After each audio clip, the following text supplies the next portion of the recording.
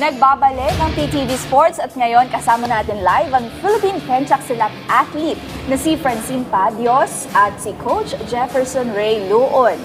Good morning, Coach. Hi, Francine. Good morning, ma'am. Good morning, sir. Unang-una, congratulations kasi graduation mo kahapon.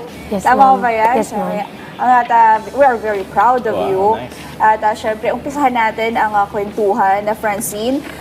Kamusta naman ang training mo so far? I mean, you are busy with the training, pero yung pag-practice mo ng Pencak, kamusta naman? Currently po talaga kakagraduate ko lang po sa basic military training po sa Air Force.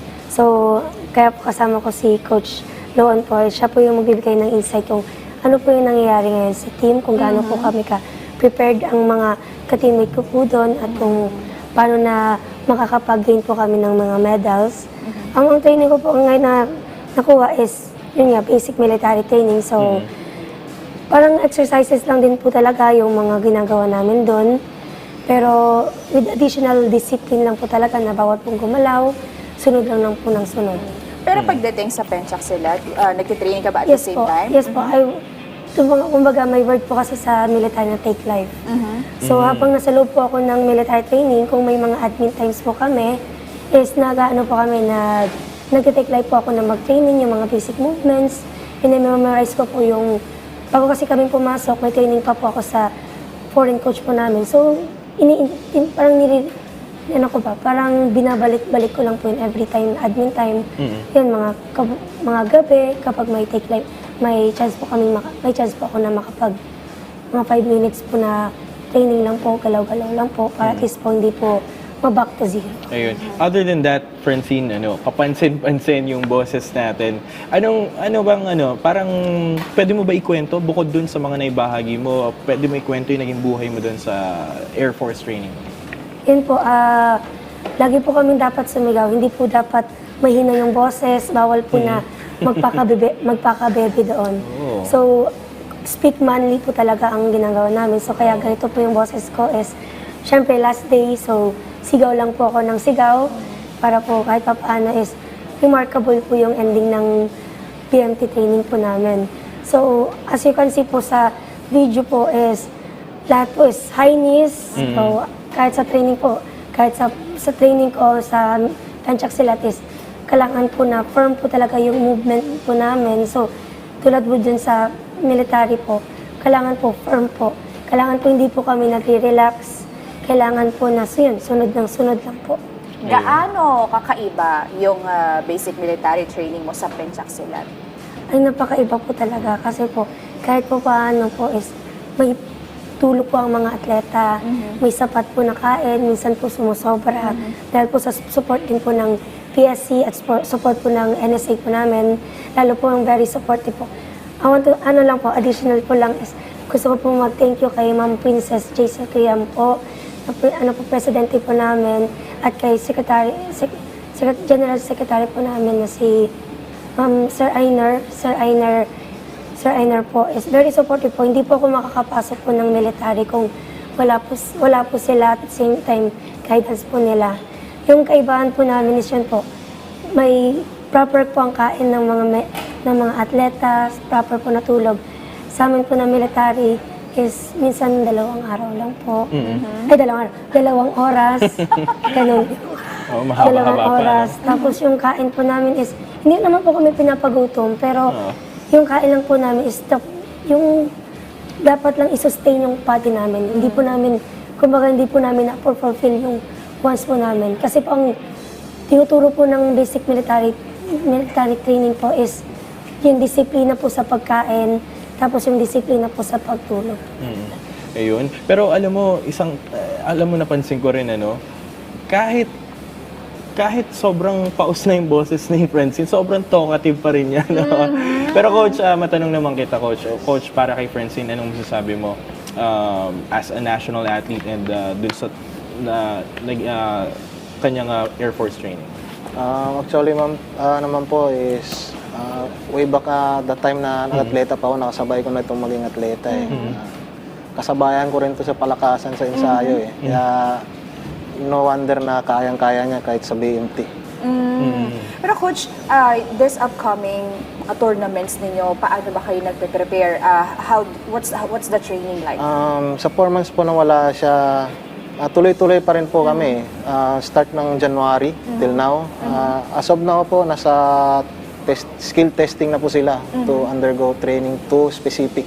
Since magsa-start na po yung training for Asian Championship this July sa Vietnam. Skills test, skills training, ano po ba yung ginagawa? Tinetesting yung leg power, yung speed kicks, gano'n. Usually, actually ngayon, nag-handle po ngayon yung hard na foreign coaches.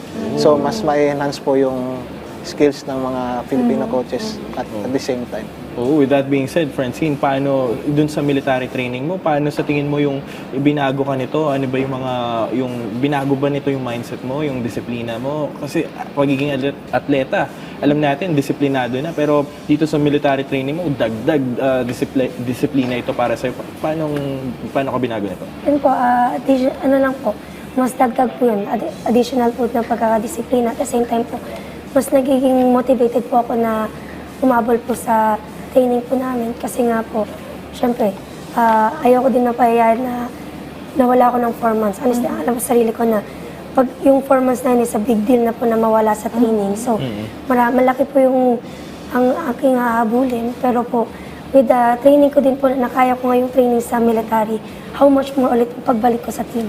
Yun lang po, additional lang ko siguro na motivation and mindset po talaga na kailangan pong humabol at kailangan ko pong sa paghabol po, dapat po is nasa utak ko na dapat makapaglaro po ako. So, hindi naman po ako basta-bastang papasok at pabalik na ako po maglalaro, hindi po.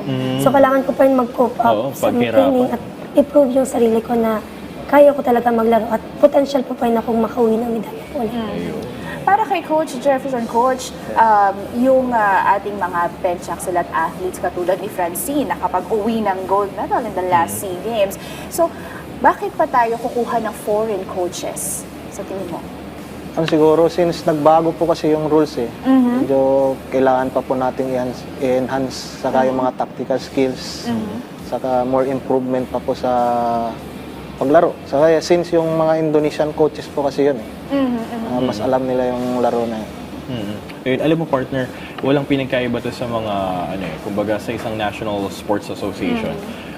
Ang foreign coach ay malaking bagay para sa mga national team. Dahil kung sakaling hindi sila makapag-international training camp, meron silang foreign coach na nandito sa Pilipinas para turuan sila.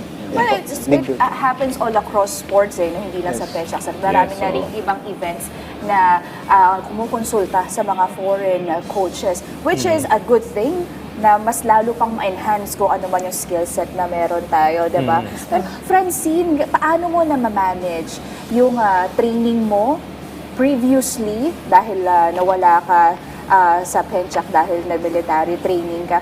Ano yung mga naging challenge mo during that time? Siguro po yun, yung time management. Kasi nga po, sobrang pagod na po sa military training. Tapos, additional pa po ako na mag-perform or mag-extra sa barracks. Tapos yung space po, kasi limited lang po talaga yung space. So, kailangan ko pong ma-manage yung time at the same time yung space ko para kahit papaano, yung stances, yung movements, is hindi po basta-basta mawawala sa akin. At least pagbalik ng team, kahit papaano is ang hahabulin ko lang is yung speed at yung bago na naman na movements na in-insert ng foreign coach. Ayun. So, makikita natin ang mas snappy na Francine Padios nitong mga darating na competitions. Pero dito, going back dun sa military training mo and pagiging penchaxel at athlete mo, ano bang goal mo? Sa pagiging military, anong... Joining the military tapos, and then penchaxel ang athlete. Ang goal sa akin talaga po, ang goal ko po ngayon for being an athlete muna po is makabalik po talaga at ma-prove ko yung sarili ko sa coaches and at the same time sa mga officials po namin. Since 4 months po ako nawala. So, medyo alanganin ako sa situation ko. So, at the same time, if ma-fulfill ko yung goal na yan, matik po magkamedalya po ulit. Makapag-uwi po ng pride po sa Pilipinas. At the same time po, mostly talaga sa National Sports Association namin, kay Ma'am Princess, kay Sir Ainer, Tapos sa same time, sa pagiging sundalo po, is kahit pa paano po, winning a medal is a big pride po sa pagiging sundalo po. Kasi po, if you're representing not just the Philippines, but also yung branch of service na nire-represent ko, which is Air Force po, a very snappy branch po ng serbisyo. So, yun, my goal for this year, ang pagiging atleta at soldier ko is makapag-uwi po ng medalya for the Philippines and for Air Force. Grabe. Maganda yun, ano? Oo Dumarami yung mga naman. atleta natin na pumapasok ng military, ano? Marami na yan ever since pa. And it's an added perk, I believe, Yes, and a oo. privilege lalo na para sa atin. Last question, Coach. Ano ba ang abangan ng ating mga Pinoy fans sa Pencak Silat? Ano yung mga upcoming tournaments ninyo? And pwede ka na magpasalamat o may gusto kong i-shoutout? Go ahead. Sige na po. Aside for the Asian Championship in Vietnam, meron pong happening next week is palarong pambansa in Lawag. Pencak Silat po. And then, on, May as I mga mentioned, pasalamatan ka, Coach? thank you. Pasalamat po ako dito sa PTV Sports, Philippine Sports Commission, Ma'am Princess Jaisal Kiram, and our Secgen, Sir Einar Candor. And yes, thank you. Francine, may mga papasalamatan ka ba? May babatiin? First of all, thank you po, ma'am, thank you sa kay Ma'am Sabel Reyes po sa pag-invite po sa akin kahit kahapon lang po ang graduation ko. Thank you po sa TV Sports po na nag-invite po sa akin din dito. Thank you kay Ma'am Princess Jaisal Kiraman, Sir Ainer Candor for the continuous na pag-help at pag-guide sa akin po. Hindi po ako makakarating sa status ko po ngayon without them po, my mother, my sister, at kay Sergeant Fernandez at kay Sergeant Bungo for the support po at the same time sa pag-help po sa akin na maintain po ang pagiging atleta ko sa basic military training. At siyempre po, I want to thank God for always giving me strength, guiding me sa training po na nakaya ko po. Kahit quitting po, konting prayer lang, bumabalik po sa akin yung lakas at motivation po na i-continue ang basic military training. Ayan, maraming salamat, Francine. Congratulations once again. Ang ganda-ganda mo. I like the haircut. And syempre kay Coach Jefferson, thank you so much for joining us this morning. And good luck po sa inyong upcoming tournaments. Sige, ma'am. Thank you, sir.